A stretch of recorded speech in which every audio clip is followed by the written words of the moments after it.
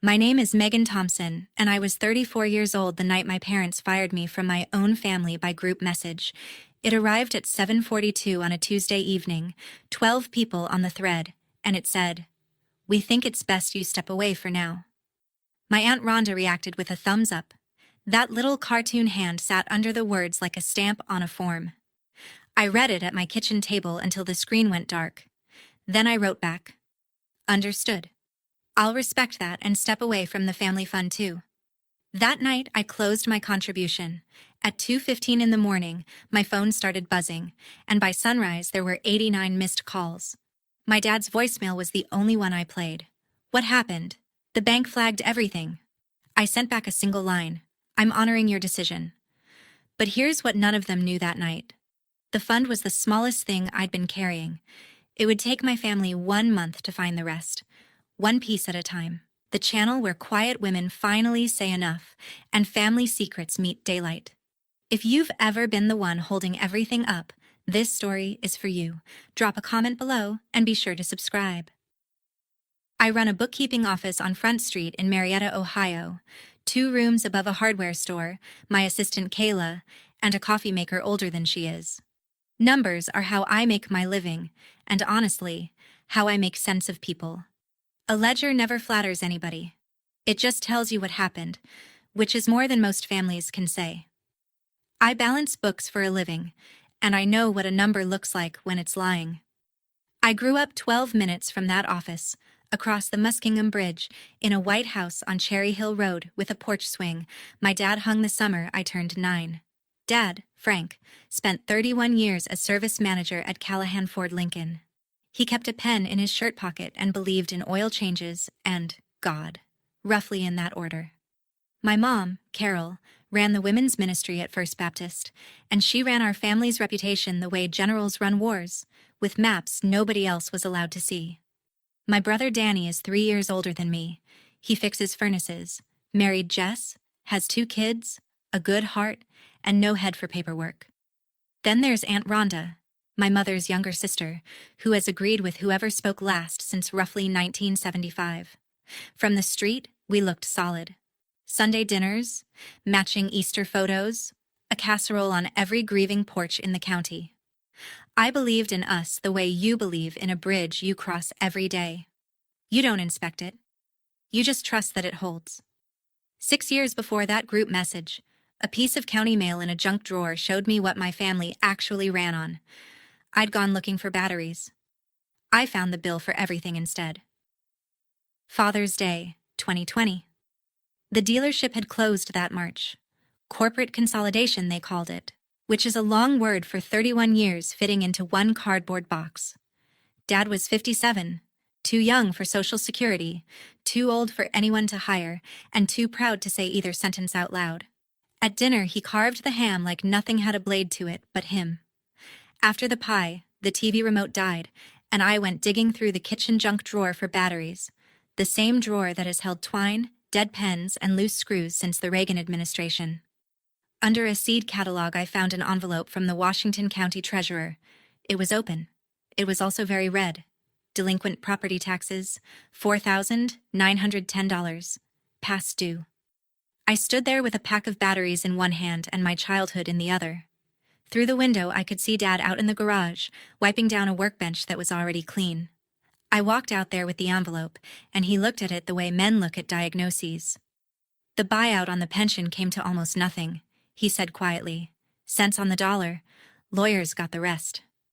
He was behind on the county, behind on the light bill, and a payment behind on a home equity line I hadn't known existed. Then he said the sentence that decided the next 6 years of my life. "Your mother doesn't know the number. She can't. You know how she is about being seen." I asked him how bad it was going to get by spring. He picked up the rag again and wiped the same clean spot. That was the whole answer, and we both knew it. We built it in the garage that weekend, my dad and me, the way you build anything in a garage, quietly and out of sight of the kitchen. I opened a checking account in my name only and nicknamed it the Family Fund. Every month, on the first, $2,400 would move from it into my parents' account, time to land before the home equity payment, the light bill, and the insurance drafts. The property taxes I would pay straight to the county myself, twice a year, so no red envelope would ever sit in that drawer again. Dad had one condition, and he said it with his hand flat on the workbench like he was swearing on it. Your mother can never know how much, and nobody else can know at all. I was 28. I said yes before he finished the sentence. Here is the part that still amazes me, as a professional. The cover story wasn't mine, and it wasn't Dad's. It was my mother's. Within a month, Carol had announced a family fund to the whole clan, a cheerful little kitty for emergencies and holidays. Everybody pitch in what you can. Aunt Rhonda put in $25 at Christmas and felt wonderful about it. Danny threw in $50 when his tax refund hit. And whenever anyone in town wondered how Frank and Carol were doing since the dealership, my mother would smile and say, Frank's retirement did well. She never asked me a single question about the account. Not one.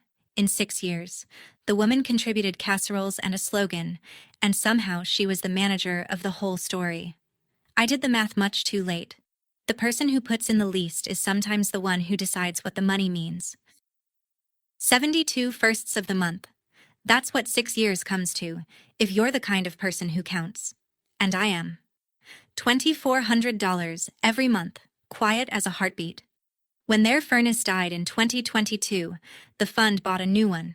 $6,100, installed by my brother's company at cost, billed to a warranty Danny never looked at twice. When the roof started letting rain into the attic, I covered half, $4,800, and Dad told everyone he'd been saving for it. The fund refilled Mom's arthritis prescriptions. It kept the truck insured. It floated Danny's tool loan the winter his van broke, though he thanked Mom and Dad for that one, and they let him. Meanwhile, I drove a 12-year-old Civic and kept renting the little apartment above my office, telling myself a house could wait one more year, then one more after that. I want to be clear, because it matters later. I wasn't a fool about it. In year 2, I sat my dad down and pushed to bring it into the open. Tell Danny, split the load, make it a real family plan. He wouldn't move. His mother had raised him on a vow after some old trouble I only half knew, something about charity and shame, and he told me flat, if you make this public, I'll go to a bank before I embarrass your mother. I'd seen the kind of banks that wanted him, 14%, smiling, so I chose the smaller price and kept writing the quiet checks. It held like that for 6 years, my invisible arithmetic under everybody's feet. Then my brother decided to expand. Father's Day, June 21st, this past summer. Burgers in the backyard on Cherry Hill Road, Dad at the grill in the apron we'd given him a decade ago, Mom orbiting the picnic table with lemonade and stage direction. Danny stood up somewhere between the potato salad and the cake and announced he was opening a second shop out toward Belpre. Jess squeezed his arm. The kids cheered because he did. And then my mother, glowing like a woman revealing a prize, said, and your father and I are lending him $25,000 to get it started. From savings. From savings. I sat very still with a paper plate on my knee. I knew, to the dollar, what my parents had in savings, because I was their savings. That $25,000 did not exist. Or rather, it existed in the future, in 72 more firsts of the month that hadn't happened yet, in my Civic staying alive another 5 years, in the house I would keep not buying. Nobody had asked me. They had promised my money to my brother in front of the whole family, as their own. I waited until the cake was cut. Then I said, as evenly as I know how, can we talk about the loan before anything's promised? Just the 4 of us, before it's set. That's all. You'd have thought I'd flipped the picnic table. Jess studied her fork. Danny's ears went red, and my mother's smile stayed exactly where it was while everything behind it moved, like a house where only the porch light is still on. Not at the table, Megan, she said, sweet as the lemonade. This is a celebration. Dad looked at the grill. The grill had nothing to add. 9 days of silence started that night, though I didn't know the count yet. The family thread went quiet the way a pond freezes, from the edges in. Jess still sent a photo of the kids at the pool. Nobody replied under mine. Wednesday, Danny texted me directly, no greeting. Why do you always have to run the numbers on people? I stared at that a long while. Running the numbers is the one thing I have ever done for this family, and it was somehow also my crime. I didn't apologize, because I hadn't done anything that needed one, and I've learned the hard way that apologizing for the truth just teaches people the truth is negotiable. Instead, I did what I do. I built a plan. 2 pages, plain language, no blame in it. Where things stood, what was sustainable, what wasn't, and 3 ways forward we could pick from together like adults. I figured I'd ask my parents for an hour some Sunday, lay it out, and finally drag the whole quiet arrangement into the air where it could breathe. I never got the chance to schedule it. What I got instead was Aunt Rhonda's voice in the background of my mother's kitchen every evening that week. I know because Rhonda mentioned it later, the way she mentions things. Sideways, and too late. 2 sisters and a speakerphone, deciding what I was. On the 9th day, a Tuesday, I closed the office at 6, made dinner for 1, and was rinsing the pan when the phone lit up on the counter. 7:42 p.m., the family thread. My mother's phrasing, my father's silence, and every relative I had, reading along. We've been talking as a family, and we think it's best you step away for now. We love you, but there's been a lot of tension since Father's Day, and everyone needs space to heal. We hope you'll respect that. Sent by my dad's phone, written in my mother's voice. I'd know that syrup anywhere. 12 people on the thread. My parents, Danny and Jess, Aunt Rhonda and Uncle Gary, 2 cousins, their spouses, my grandmother's old landline that nobody ever removed, and me. Step away. From my own family on the same thread we used for birthday cakes and snow warnings. I watched it sit there. Then Aunt Rhonda reacted with a thumbs up, and I heard myself laugh. One short sound, alone in my kitchen. A thumbs up? That woman taught my Sunday school class. She'd known me since the hospital. I put the phone down, washed the pan, dried my hands, and picked it back up. My reply took me 1 draft. Understood. I'll respect that, and step away from the family fun too. No period of negotiation, no paragraph of hurt. If the family had voted me out, the family could not keep the part of me that paid its bills. That math has to work in both directions, or it was never a family fund at all. It was 11 o'clock when I opened the laptop. The July transfer was scheduled to run at midnight, $2,400, the 73rd first of the month. I canceled it. I canceled the county e-check for the July tax installment. I canceled the little autopay that fed Mom's pharmacy card. Each click was a year of my life, and the strangest part is how calm my hands were. Then I turned off the ringer and went to bed. At 2:14 in the morning, every machine my family never knew existed tried to speak at once. Here's what happens at 2 in the morning when the ground quietly stops being there. Banks run their overnight batches in the small hours. Payments post, transfers land. Machines talk to machines while the whole county sleeps. That night, the machines had bad news for each other. My transfer never arrived, so my parents' checking account sat close to empty when the drafts came calling. The home equity payment, $512, reached in and found lint. The electric bill bounced behind it. The insurance draft bounced behind that. And every single failure fired off a text alert to the phone on my father's nightstand, because years ago I was the one who'd set up his alerts, being the kind of daughter who thinks of things. Insufficient funds. Payment could not be processed. Action required.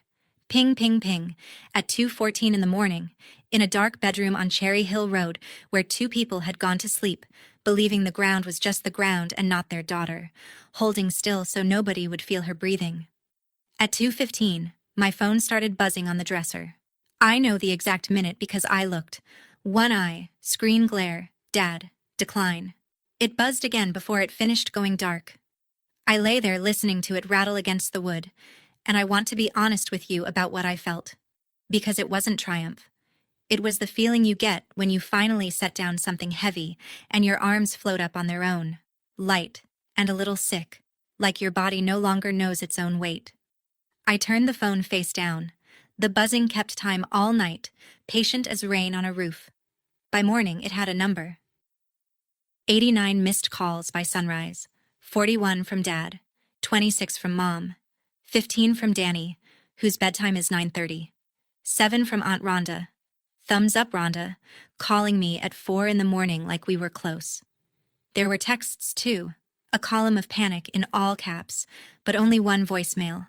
My father's voice, and I have never heard it like that, not even the day the dealership closed. Megan.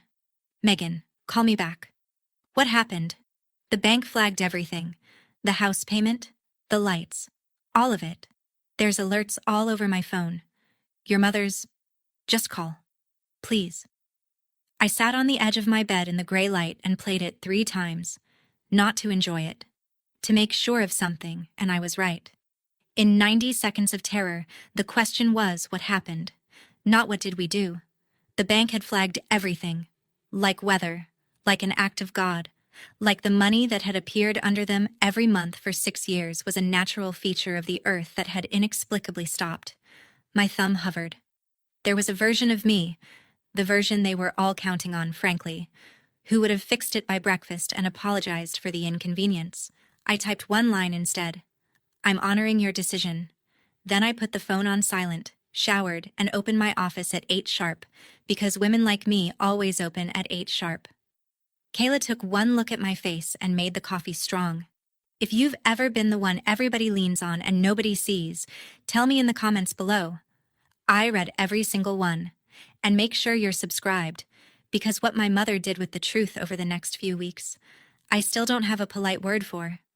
The knock on my door came the very next morning, and it wasn't her. Of course it wasn't her. 7:40 in the morning, and my father stood at the street door of my building with his cap in both hands, working the brim like a rosary. 63 years old, pressed shirt, shaved. A man dressing up to go ask his daughter something he'd rather die than say. Your mother doesn't know I'm here, he said, which in our family is practically a love language. I made him coffee upstairs at my little kitchen table, and he looked around the apartment like he was seeing it new. The second-hand couch, the folding bookshelf, the window unit humming. The daughter with $180,000 out the door lived like a grad student, and I watched some arithmetic happen behind his eyes that had never happened before. He couldn't ask. He got as far as we twice, and the payment once, and each time the sentence died of shame on the table between us. So I helped him, because 34 years of loving somebody doesn't shut off in one night, and said, I know exactly what's due, Dad. I'm not doing this to watch you drown. I slid a single sheet of paper across, every bill that used to ride on my back, each with its amount and its date, in plain print. Not a ledger, a handoff. These are yours now. You have more time than the alerts make it feel like. Late is survivable. Pretending is what's expensive. He read it top to bottom twice, folded it in quarters, and put it in his shirt pocket behind the pen, right where he's kept everything important since 1985. At the door he stopped, back still to me. She told everyone you'd gone through some kind of episode, he said. And then he went down the stairs, and I found out where my mother had gone instead of calling me. She'd gone to church. Thursday, the pharmacy called my office. That's how these things reach you in a town like Marietta, not with a summons, just Darlene from the drive-through window. Apologetic. My mother's arthritis refill was declined, the card on file wasn't working, and Carol had stood at the counter saying there must be some mistake until the line behind her grew opinions. My mother has hands that ache in June. I know because I've watched her knead biscuit dough slower every year, and I'd bought those pills quietly for 6 years, tucked inside the same autopay as everything else. Here is where I want to be exact, because it matters to me that you understand what I was doing and what I wasn't. The fund was closed. The fund stayed closed. But I drove over on my lunch break, paid for the refill at the counter in person, and set the account so that one prescription, that one, billed straight to me from then on. No card of hers involved. No fund resurrected. Darlene didn't ask questions. Darlene has a mother too. My assistant Kayla asked when I got back why I'd pay for anything after what they did, and I gave her the only answer I had. The fund was a lie I'm done telling. Her joints aren't a lesson. Boundaries, it turns out, need a steady hand, and mine were 3 days old and wobbly, but that line felt straight, so I drew it. Driving back down Route 60, I passed First Baptist. Thursday evening, and the parking lot was full. I remember thinking some committee must be meeting. Some committee was. By Sunday, I had become a prayer request. Not by name at the pulpit. My mother is an artist, not a vandal. It moved the way she moves, through the women's ministry phone tree in tones of loving concern. Megan is going through something. She's cut the whole family off. Pray for Carol, she's holding up so well. And just like that, the pity started flowing in the correct direction, toward my mother, carried on casseroles. Mrs. Pruitt brought scalloped potatoes to Cherry Hill Road. The Hendersons had my parents to supper.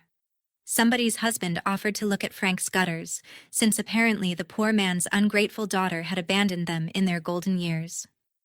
Aunt Rhonda left me a voicemail that belongs in a museum of voicemails. 2 minutes of scripture-adjacent disappointment, ending with, "I just never thought you'd let money change you, sweetheart." Let money change me. I sat in my car and laughed until it wasn't laughter anymore. 2 of my cousins quietly unfollowed me.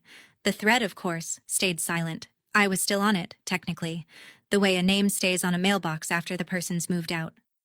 I did nothing. I want that on the record. No counterstory, no corrective texts, no receipts posted anywhere. Partly it was strategy, because you cannot out-narrate a woman who has run the story of a town for 40 years on her home field. But mostly it was older and simpler than strategy. Even now, even exiled, I was still keeping their secret. Still holding the roof up with my mouth shut. Monday at 5, Danny's truck pulled up outside my office and he didn't come upstairs happy. My brother filled my office doorway the way he's filled doorways since high school, arms crossed, jaw first. "Mom says you froze the family's money," he said. "The fund. Everybody's fund. Because your feelings got hurt at the cookout." I let that sit a second. Kayla found something urgent to file in the back room. "Everybody's fund," I repeated. "Danny, one question, and then I'll answer anything you want. In 6 years, how much have you put in it?" His mouth opened on a number he didn't have. I watched him hunt for it. The Christmas 50? Maybe the year of the tax refund? Watched him do more math in 10 seconds than he'd done in 6 years, and watched the math come back small and cold. "That's not the point," he said, but quieter, because he builds things for a living and he could hear a joist creak somewhere in the story he'd been handed. "It's exactly the point," I said. "I didn't freeze everybody's money. I stopped giving mine. Those are different sentences." He stood there working it. And then my brother said something that told me the ground under Cherry Hill Road had never been as solid as either of us pretended. "Dad's been weird about money since the dealership closed. Cash for everything. Wouldn't let me quote him for a new furnace back in 22. Then suddenly the warranty covered it." He looked at me. I looked at him. Warranties don't cover acts of daughter. "Danny," I said gently, "go ask your parents. Not me. It was never mine to tell. And it still isn't." He left without slamming the door, which for Danny is a white flag. That Sunday, I drove to Cherry Hill Road at 10:30, when I knew the pews would be holding them. I hadn't planned a speech, because there was nobody to hear one. On my keyring, between the office key and the civics, hung the brass one. The key to my parents' house, cut for me at 16, carried for 18 years, through every apartment, every purse. If I was to step away, then the door I could always walk through wasn't mine anymore, and I wasn't going to hold a lie in metal. I put it in a plain envelope, no note, and taped it to the inside of the storm door, where the screen would keep the weather off. Then I stood on that porch a minute, in the quiet. The grass was 2 weeks long. Dad mows on Saturdays always, and hadn't. The porch swing chains had rust blooming through, and the truck was gone. Not at church. Gone. The F-150 my father had babied for 20 years wasn't in the driveway or the garage, and the oil stain on the concrete was already fading, the way it does when nothing new drips on it. Through the kitchen window I could see the wall calendar by the phone, the one Mom's had since before cell phones, and what I saw there followed me home and has never really left. Every first of the month, June, July, August, all of them, was circled. Red pen, her handwriting. My mother, who never asked one question about the fund, who managed the story and touched none of the math, had been circling the day my money landed for 6 years, the way you circle a birthday. She knew the rhythm of me by heart. She just never said my name over it. The 1st of August was a Saturday, and this time no phones rang about it. The first quiet, first of the month in 6 years. And I woke at 6 anyway. Made coffee. Sat at the table with my phone dark in front of me like a switched-off appliance, feeling for a chore that wasn't there. If you've never had a burden long enough to miss it, I'm glad. And I hope you never learn how much a missing weight can weigh. My hands genuinely didn't know what to do on a first of the month. So I drove. No plan. Windows down. Out past Devola.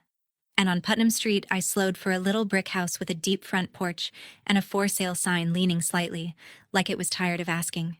I sat across the street from that house for half an hour. 34 years old? I could afford it.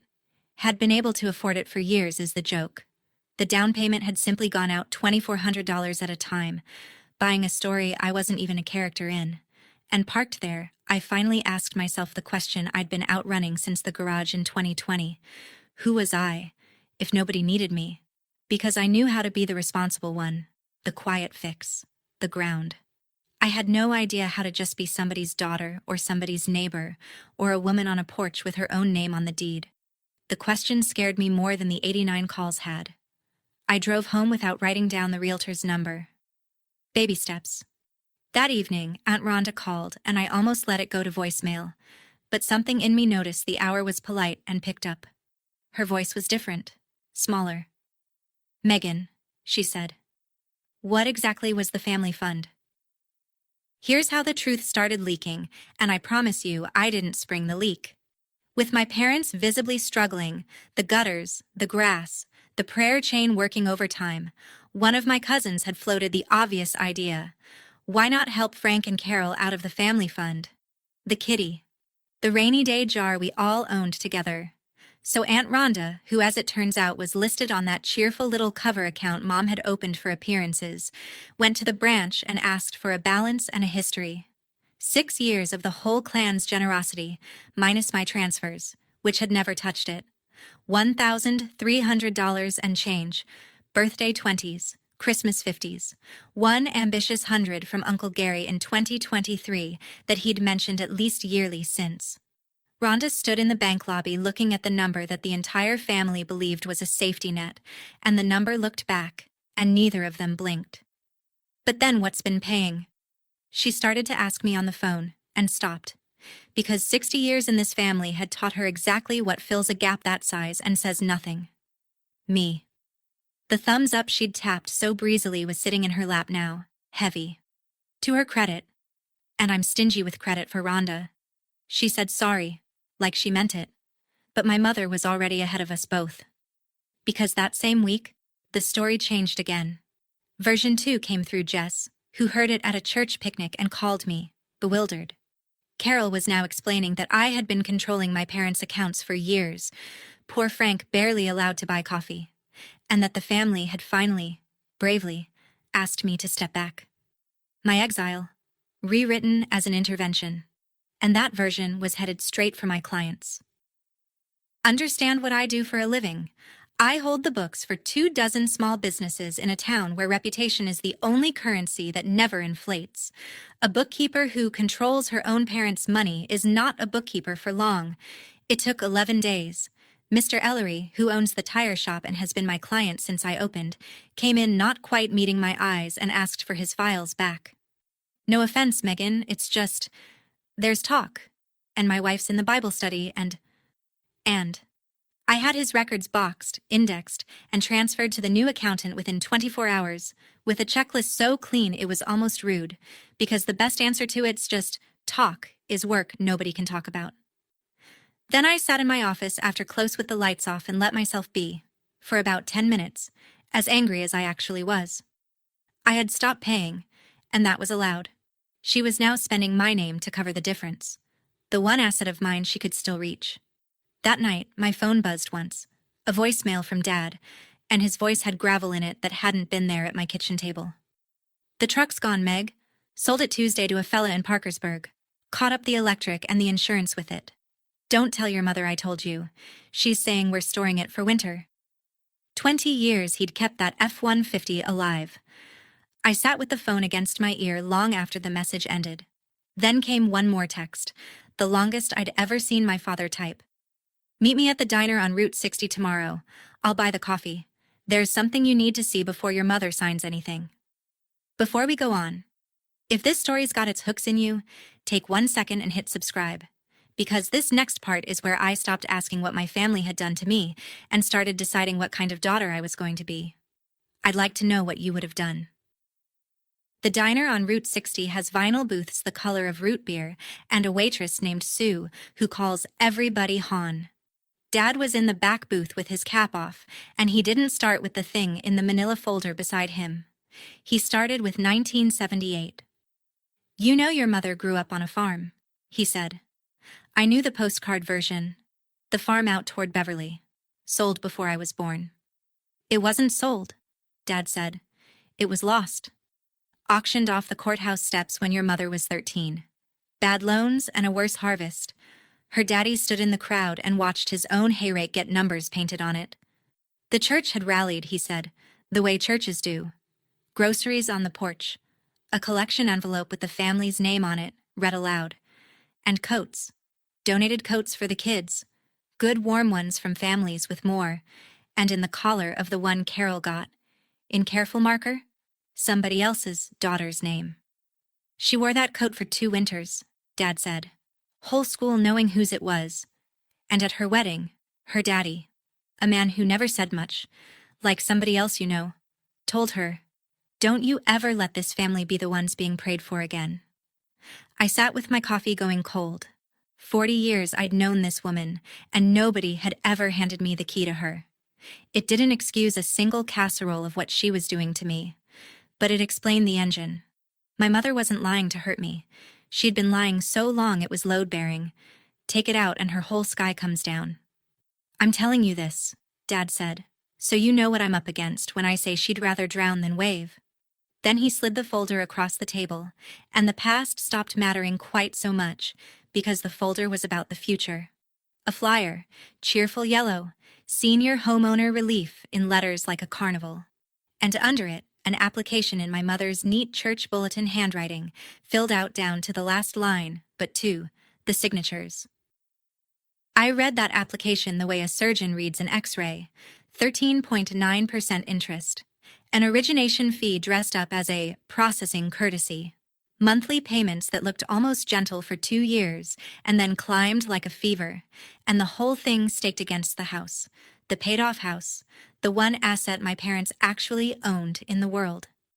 It was the kind of loan that exists because proud people would rather sign with strangers in the dark than say one true sentence to their own family in the light. She hears things are catching up with us, Dad said. This way nobody knows. Not even you. I put my palm flat on the paper like I could hold it down. Dad, this isn't a rope. It's an anchor painted like a rope. I know what it is, he said, and his voice cracked in the middle, first time in my whole life. You think I don't know? But I can't give her the other thing. The other thing is everybody knowing. There it was. The family religion. 1 sentence long. I looked out at the parking lot and did the only honest math available.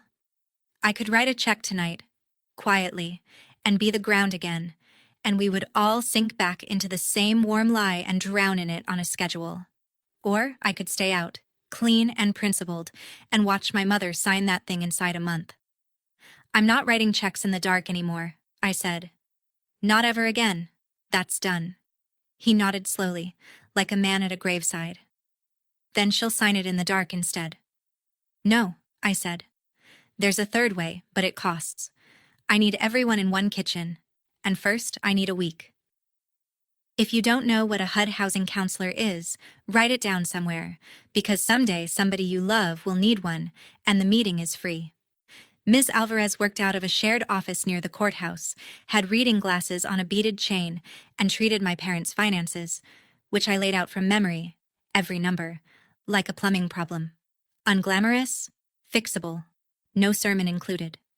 In 1 hour, I learned more useful things than the yellow flyer wanted anyone to know. The county would put the missed tax installment on a payment plan. Penalties stop growing the day you set it up. The bank holding the home equity line would sooner restructure than chase a 63-year-old into default, because paperwork is cheaper than lawyers. There was an owner occupancy credit on the taxes that Dad had never once filed for, small but real. And then she took her glasses off and said the grown-up thing, the one I'd been circling for weeks without landing. Ms. Thompson, the simplest fix is also the hardest one for families. That's a lot of house for two people on a fixed income. A house is not a family. It's a bill with memories. I drove home the long way, past Putnam Street, and that night I built the whole thing on a single sheet of paper. What I'd pay to zero out the damage, what I'd contribute monthly, with a number and an end date, not a vein.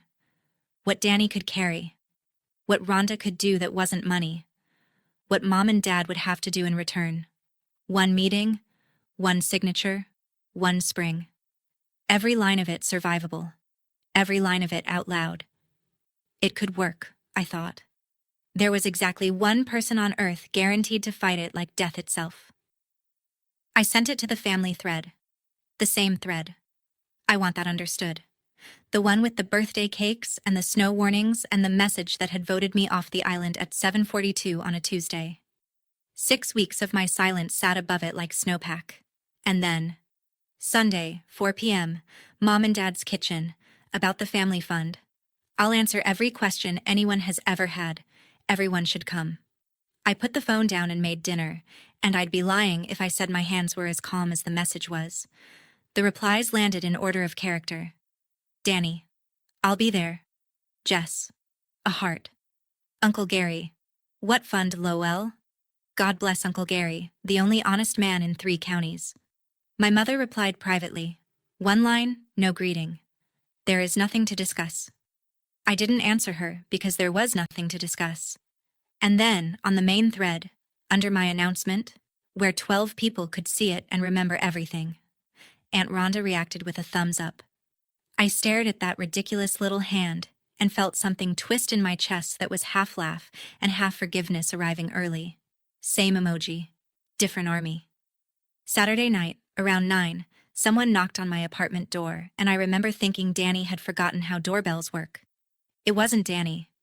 My mother stood on my landing in her good blue cardigan, hair done, spine straight, purse held in front of her with both hands like a shield. And I realized, as we looked at each other through the screen, that in the 4 years I had lived above my office, Carol Thompson had never once been inside her daughter's home. May I come in? She said. It was not a question. I opened the door anyway.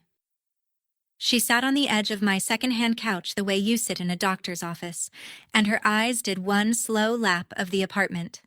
The folding bookshelf, the window unit, the 12-year-old car keys in the bowl. And I watched her file it all somewhere she'd never have to look at it again. She declined tea. Then my mother, who had not spoken to me in 6 weeks, made me the best offer she had ever made anybody. Come home, Megan. Sunday dinners. Your chair. All of it. Like before. A breath. We'll tell people it was a mix-up with the bank. These things happen.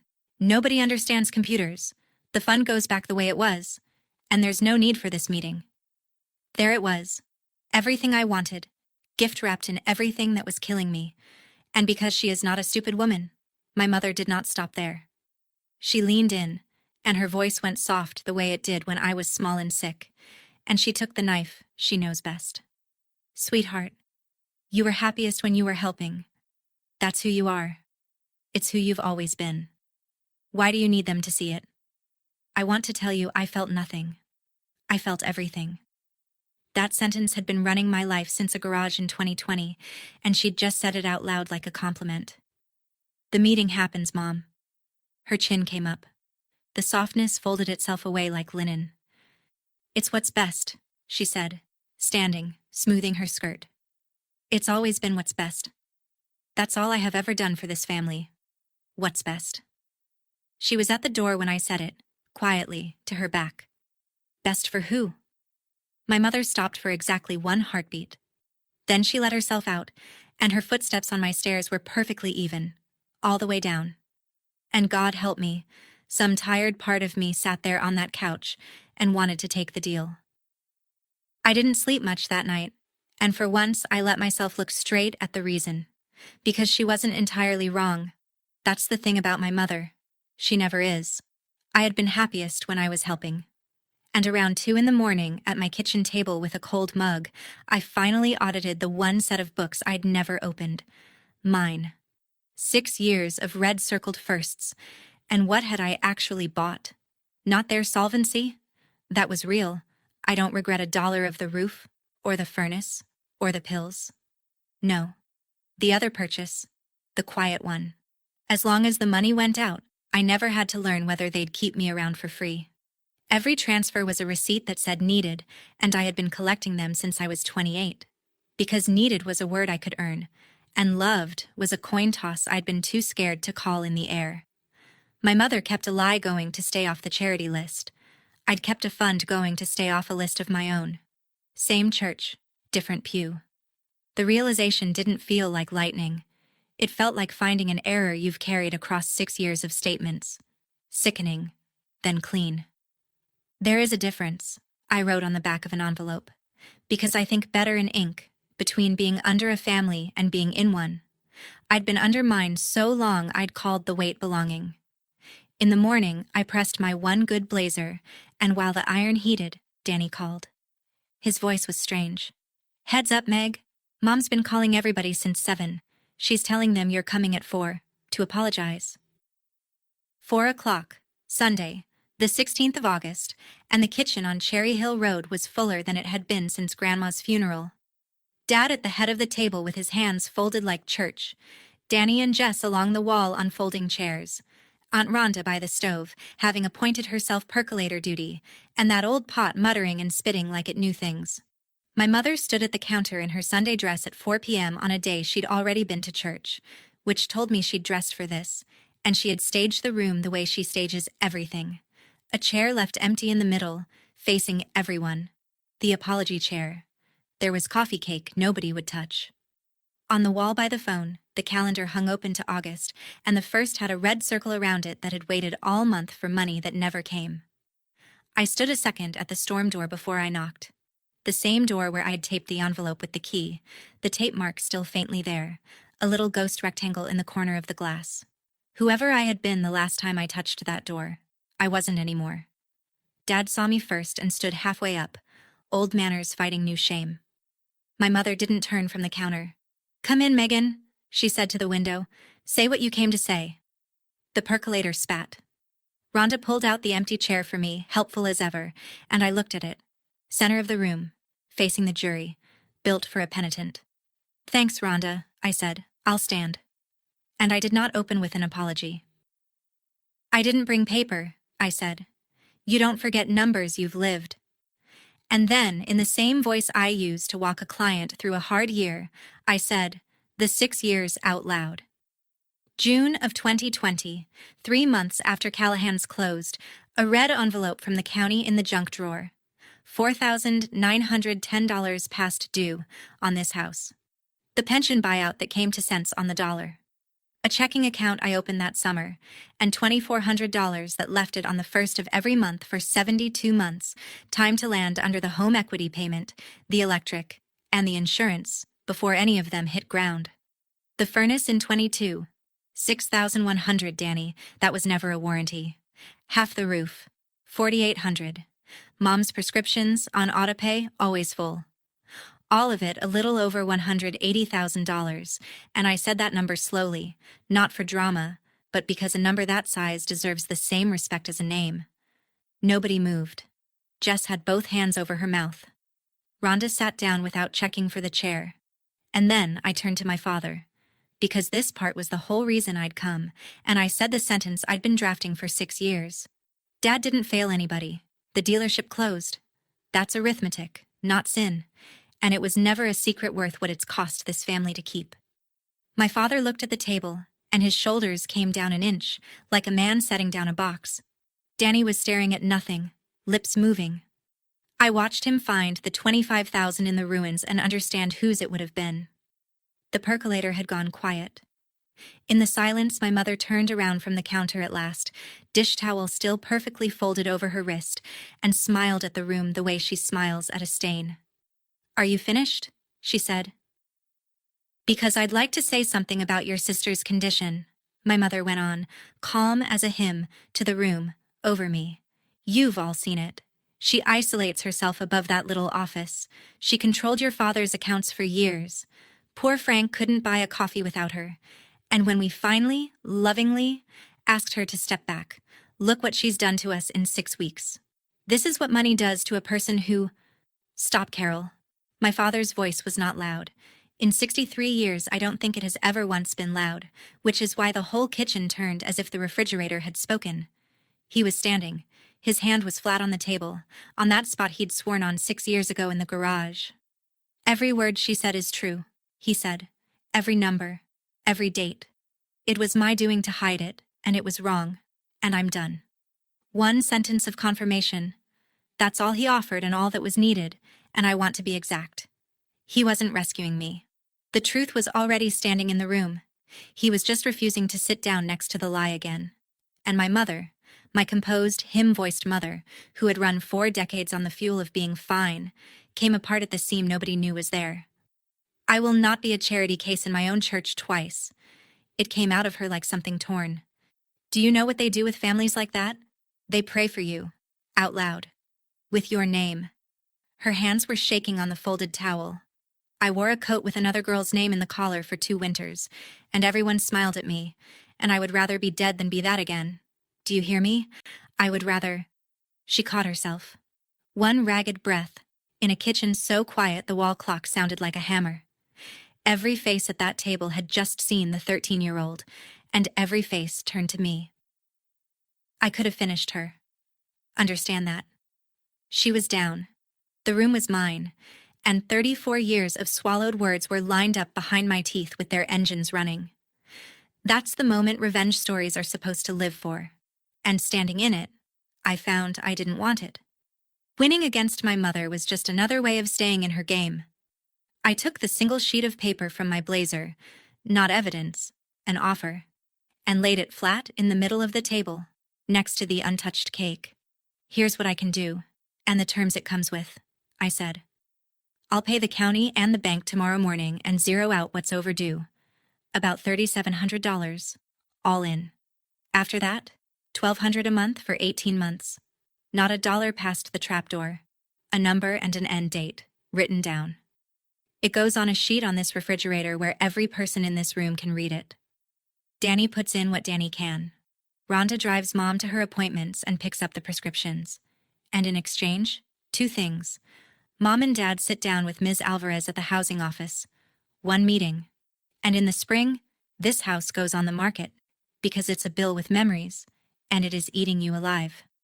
I looked at my mother then, and I made it as gentle as an ultimatum can be. Everything in daylight, Mom, or nothing at all. Those are mine. She stared at me across her kitchen.